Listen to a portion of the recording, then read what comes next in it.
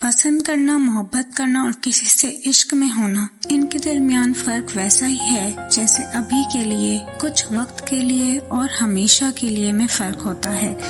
سچی محبت وہ ہوتی ہے جو آپ سے ناراض رہ نہیں سکتے، جو آپ سے بات کیے بغیر رہ نہیں سکتے اور آپ کو کھونے سے ڈرتے ہیں۔ جب آپ کسی کی شخصیت سے محبت کرتے ہیں تو اس شخص کی ہر چیز آپ کو خوبصورت لگنے لگتی ہے۔ جتنا زیادہ آپ اس شخص کا ذکر دوسروں سے کرتے ہیں اتنا ہی زیادہ آپ اس سے محبت کرنے لگتے ہیں۔ 8,000 افراد پر کی گئی ایک تحقیق کے مطابق وہ خواتین جن کے شوہر لمبے ہوتے ہیں زیادہ خوش رہتی ہیں، اور جتنا زیادہ قد کا فرق ہو اتنا ہی رشتہ بہتر ہوتا ہے۔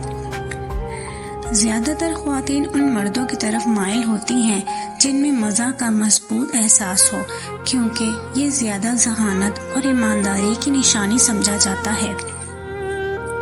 ایک تحقیق سے معلوم ہوا کہ 30% جوڑوں میں وہ لوگ جو اپنی شادی پر کم خرچ کرتے ہیں زیادہ عرصہ تک ساتھ رہتے ہیں۔ اس لیے اگر آپ شادی پر کم خرچ کریں تو یہ کنجوسی نہیں۔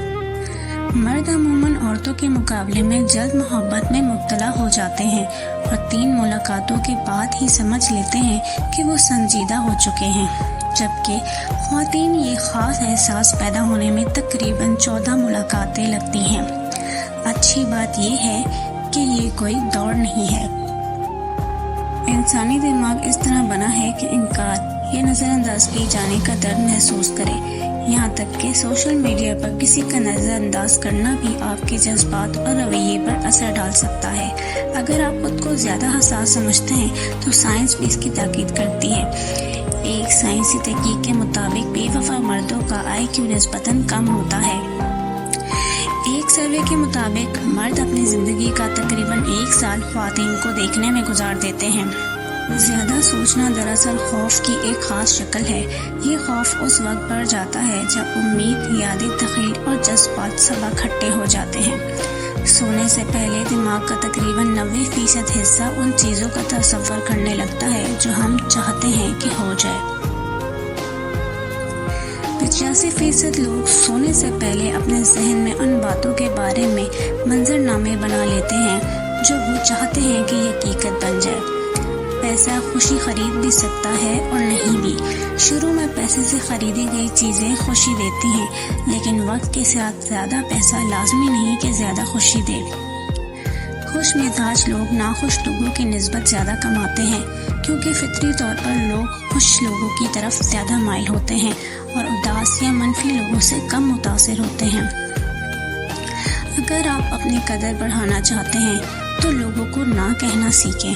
ہر وقت دستیاب رہنے والے شخص کو لوگ قدر نہیں کرتے۔ جو لوگ بہت تیزی سے کھانا کھاتے ہیں وہ عام طور پر زندگی میں بہت زیادہ فکر مند اور پریشان رہتے ہیں۔ اگر آپ بہت زیادہ سوتے ہیں تو غالباً آپ اندرونی طور پر اداس یا تنہائی کا شکار ہیں۔ نفسیات کے مطابق جب کوئی آپ کو نظر انداز کرتا ہے لیکن پھر بھی آپ کا ساتھ دیتا ہے تو اس کا مطلب یہ ہے کہ آپ نے اسے تکلیف دی ہے۔ اگر کوئی شخص کم بولتا ہے مگر جب بولتا ہے تو اگر تیزی سے بولے تو وہ شخص اپنے اندر کچھ راز رکھتا ہے۔ ایک تحقیق کے مطابق اگر آپ سوچتے سوچتے سو جائیں گے تو دوران نیند بھی آپ کا دماغ ایکٹیو رہتا ہے اور صبح آپ جاگتے ہیں تو تھکاوٹ محسوس کرتے ہیں۔ لہٰذا سونے سے پہلے اپنے دماغ کو سوچوں سے آزاد کر کے سو جائیں۔ سونے سے پہلے جس آخری انسان کے بارے میں آپ سوچتے ہیں وہ یا تو آپ کی خوشی کی وجہ ہوتا ہے یا دکھ کی۔